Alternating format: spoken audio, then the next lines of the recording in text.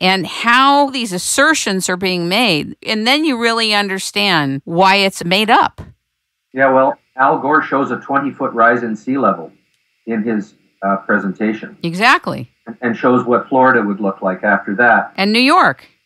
Yeah, exactly. And you know, the sea hasn't risen 20 feet in the last 10,000 years. Well, actually, it's risen. See, that's where he distorts. And the fact of the matter is, the sea has risen 400 feet in the last 10,000 years. And it wasn't because of us. It was because the ice melted and the glaciation ended. The last one started ending around 15,000 years ago. And between about 10,000 years ago and 5,000 years ago was the great melting and the great rise in sea level. And if you look, it's available. You can go to Wikipedia and sea level rise and see the graph that goes back about 20,000 years that shows this huge increase in sea level that occurred when the big low elevation glaciers in the temperate climates like Canada melted and caused the sea to rise. And then since about 5,000 years ago, the sea level rise has been very slow because most of the glaciers that were meltable melted then. And the temperature of the Earth would have to go quite a bit higher than it is today for the Greenland ice sheet and the Antarctic ice sheet, which is where the main ice is remaining on this Earth. In order for those to melt, it would have to get a lot warmer than it is now. Maybe it will get warmer. We don't know that. Maybe it won't. Maybe we will start easing back into an ice age again one of these times. We don't know. But one of the most sort of heretical thoughts that I have, and that actually James Lovelock, the father of the Gaia hypothesis and a person who supports nuclear energy, and largely because he has said he is afraid of climate change, and that the global heating will, in his earlier forecasts, will basically destroy human civilization in this century. But he has come around a little bit because I have you may have noticed that towards the end of the book, I have a little section in my climate change chapter titled The Enigmatic Dr. Lovelock. Yes.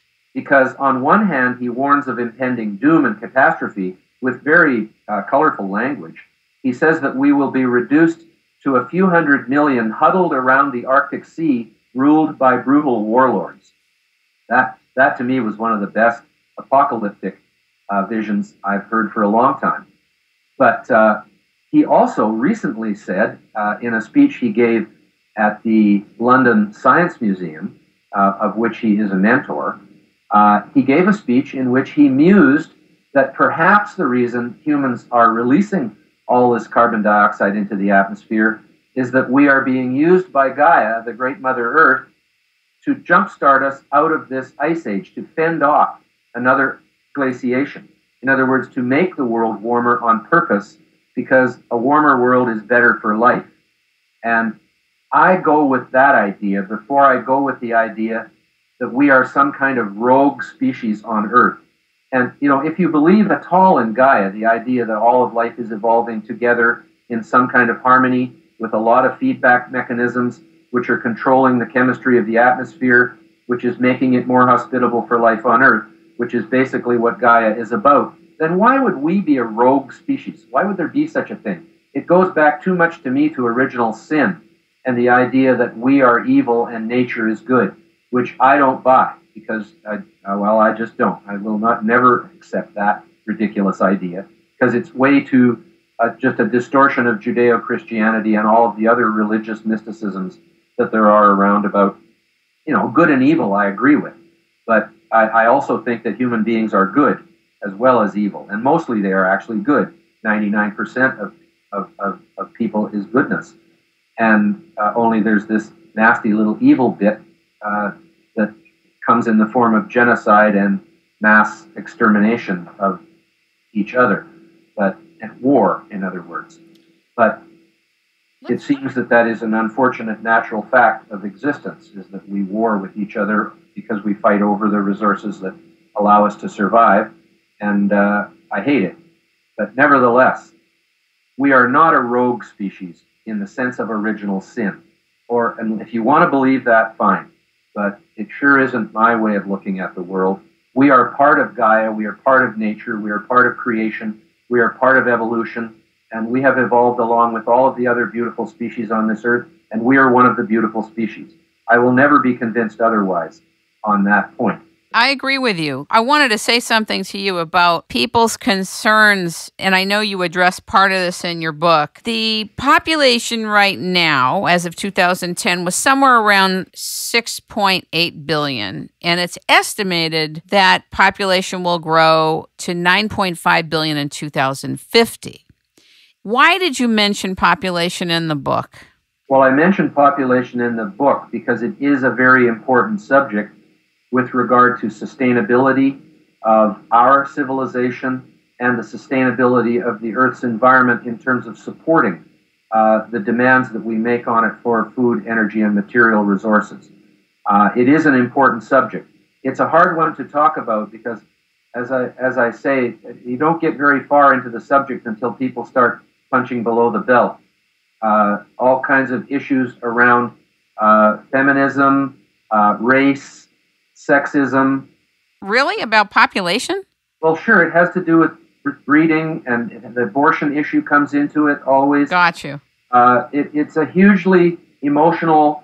it's emotionally loaded. Well, let's talk about it in the context of the concerns of sustainability, because I think that that's also one of the concerns, that people assume that with population growth, that we won't be able to sustain ourselves, quote, the way we're going. But what is the way that we're going? And what is this way that you see sustainability being able to? It seems like you had a positive stance with regard to if we took certain directions with energy and production of energy, that we could accommodate the growth instead of smashed by the growth. Is that the essence of what you said?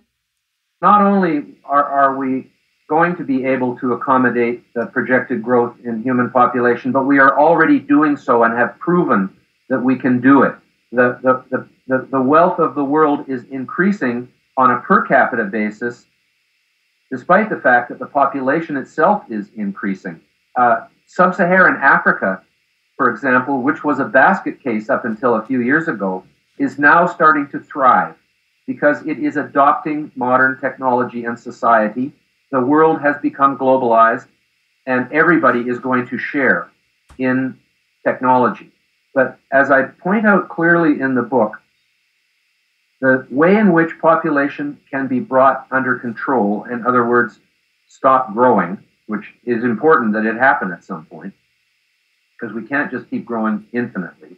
And this is a philosophical argument, because there are those, particularly of a religious orientation, who think we are meant to breed and multiply forever, and that is our main purpose in life, is to have 8 children each or something.